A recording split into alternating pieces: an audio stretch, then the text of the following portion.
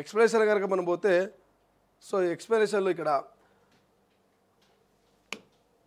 Drugs దందాలో పోలీసులు Kukkadapalli drugs ముఠా గుట్టురట్టు 6గురిని arrest చేసిన పోలీసులు 2 కోట్ల హెరాయిన్ స్వాధీనం. ఇక ముఠా లీడర్ గుణశేఖర్ పరారు. ఏపీలో కానిస్టేబుల్గా పనిచేస్తున్న గుణశేఖర్ ఆంధ్ర నుంచి డ్రగ్స్ తెచ్చి విక్రయం. ఆల్విల్ కాలనీ కేంద్రంగా మత్తు బిజినెస్. గుణశేఖర్ కోసం గాలిస్తున్న స్పెషల్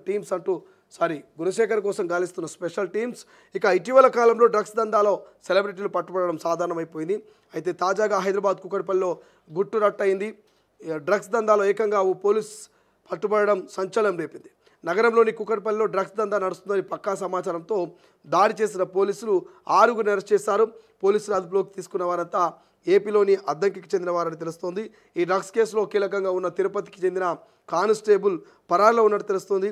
అదుపులోకి తీసుకున్న 6గురు డ్రగ్స్ పెడ్లర్స్ నుంచి 800 గ్రాముల ఎపిడ్రిన్ హెరాయిన్ స్వాధీనం చేసుకున్నట్టుగా తెలిపారు పోలీసులు.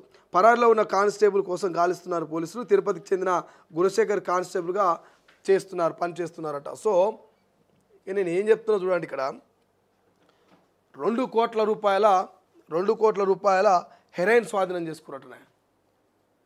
2 కోట్ల రూపాయల హెరాయిన్ స్వాధీనం చేసుకున్నట. మనం గతంలో చూసినాం, కొంతమంది సినీ సెలబ్రిటీలు, కొంతమంది వ్యాపారవేత్తలు, కొంతమంది రాజకీయ నాయకులు ఈ డ్రగ్స్ దందాలో ఇన్వాల్వ్మెంట్ ఉండే వాళ్ళు విచారణ చేసిన సందర్భాలు ఉన్నాయి. కానీ ఇదేందో దొంగలను పట్టుకోవాల్సినటువంటి పోలీసులే దొంగలుగా మారుతున్నారు. అవినీతి అక్రమాలకు పాల్పడేటోళ్ళని పట్టుకోవాల్సిన పోలీసులే అవినీతి అక్రమాలకు పాల్పడుతున్నారు. ఒక్క పోలీసు చేసిన గలీజ్ పనికి పోలీస్ డిపార్ట్మెంట్కి చెడ్డ పేరు వస్తున్నారు.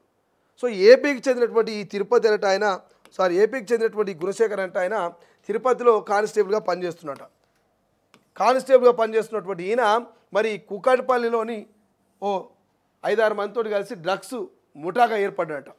ఏపీకి చెందినటువంటి అద్దంకికి చెందినటువంటి ఒక 5-6 మందితోటి మరి ఒక దందాగా ఏర్పడి ఈ కుక్కడపల్లి పక్కనే ఉన్నటువంటి కుక్కడపల్లి అల్విల్ కాలనీలో మరి డ్రగ్స్ దందా పెట్టి అక్కడ ఈ గుణశేఖర్ అనేటువంటి కానిస్టేబుల్ ఆ ముఠాకు నాయకుడిగా వ్యవహరిస్తూ ఏపీకి వెళ్ళి డ్రగ్స్ తీసుకురావాలి, ఇక్కడ సరఫరా చేయాలి.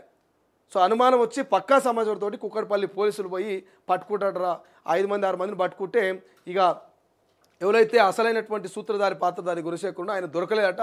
సో ఆయన దొరికితే అసలు కథ ఇంకా బయటపడుతుంది. అరే ఏందే కంచె షేరును వేసినట్టున్నది, షేరును కంచె మేలే, కంచెనే షేను వేసినట్టున్నది కథ.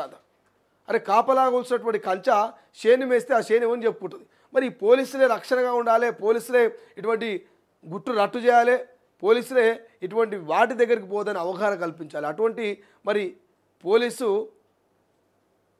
ఇట్లా అక్రమంగా దందాలు చేసుకుంటా ఈ మత్తు పదార్థాలని కోట్ల రూపాయలు బిజినెస్ చేసుకుంటా ఉంటే ఎటువంటి చర్యలు తీసుకోవాలి? ఈ ఒక్క కానిస్టేబుల్ చేసినటువంటి ఈ మత్తు దందాకు ఈ గుణశేఖర్ అనే వ్యక్తి వల్ల పోలీస్ పేరుకే మచ్చొచ్చినట్టున్నది. కొంతమంది ఇటువంటి దొంగల వల్ల మంచి ఆఫీసర్లకు కూడా చెడ్డ పేరు వస్తున్నది. నాకు ఇంకో డౌట్ ఏంటంటే ఏపీ నుంచి మరి వీళ్ళు డ్రగ్స్ ఏదైతే ఈ మత్తు పదార్థాలు ఏపీ నుంచి ఇక్కడ తీసుకొస్తా ఉన్నారు కదా, ఈ డ్రగ్స్ దందాలో భాగంగా మరి ఏపీ నుంచి తీసుకొచ్చాడు, ఆంధ్ర నుంచి తెచ్చినటువంటి డ్రగ్స్ విక్రయం అంటే ఆంధ్ర నుంచి డ్రగ్స్ మరి తెలంగాణకు అడుగుపెట్టేటప్పుడు మన తెలంగాణ పోలీసులు ఏం చేస్తున్నారో నాకు అర్థమవుతుంది. ప్రతి చెక్ పోస్ట్ దగ్గర చెక్కింగ్స్ ఉంటాయి. అనుమానిత ప్రాంతాల్లో కావచ్చు, ఇతర ప్రాంతాల్లో కావచ్చు పోలీసులు మరి ఎప్పటికప్పుడు తనిఖీలు చేస్తూనే ఉంటారు. వాహనాల్లో కావచ్చు, వ్యక్తిగతంగా వాళ్ళు వచ్చే దారిలో కావచ్చు. మరి ఎందుకు తనిఖీలలో మన ఈ రాష్ట్ర ప్రభుత్వం ఫెయిల్ అవుతుందా? మనం చూడండి, విదేశాల నుంచి ఎవరైనా బంగారమో లేకపోతే ఇతర ఏమైనా అక్రమంగా ఇక్కడికి తీసుకొస్తే ఆ శంషాబాద్ ఎయిర్పోర్ట్ లేకపోతే ఇతర ఎయిర్పోర్ట్లలో తనిఖీలు చేసి ఎప్పటికప్పుడు మరి ఎయిర్పోర్ట్ సిబ్బంది అంతా కూడా, ఎయిర్పోర్ట్ పోలీసులు అంతా కూడా వాటిని సీజ్ చేస్తారు. ఒక్కొక్కడు బంగారం పట్టుకొస్తాడు, వాడు సూట్ కేసులో, వాడు సిలిండర్లో, వాడు ఇంకో దాంట్లో, ఇంకోటి కుక్కర్లా, ఇట్లా ఎవరికి పడితే వాడు ఏ స్టైల్ అంటే ఆ స్టైల్లో మనం సినిమాలలో కూడా చూస్తాం. వాడు కడుపులో బంగారం మింగి తీసుకొచ్చినటువంటి సందర్భాలు ఉన్నాయి.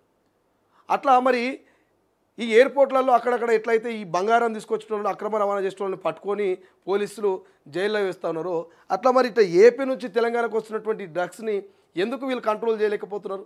ఎందుకు పోలీసులు పూర్తి స్థాయిలో తనిఖీలు చేయలేకపోతున్నారు? పక్క రాష్ట్రం మీద కదా ఏపీ, వస్తే రోడ్డు మార్గంలో రావాలి, ఈ డ్రగ్స్ అంతా కూడా రోడ్డు మార్గం ద్వారానే తీసుకురావాలి. మరి ఎందుకు కట్టడి చేయలేకపోతున్నారు?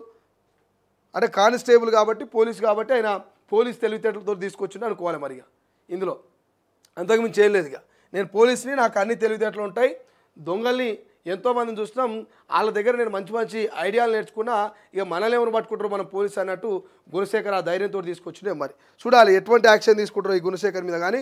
సో ఈయనైతే ఏపీకి చెందినటువంటి పోలీస్ అట, అల్విన్ కాలనీలో ముద్దుగా దందా పెట్టి ఇక ఎక్కడికక్కడ ₹1,00,00,000 ఈ హెరాయిన్ కావచ్చు, ఇక ఏదైతే ఈ మత్తు పదార్థాలు ఉంటాయో ఇవన్నీ అమ్ముతున్నాడట.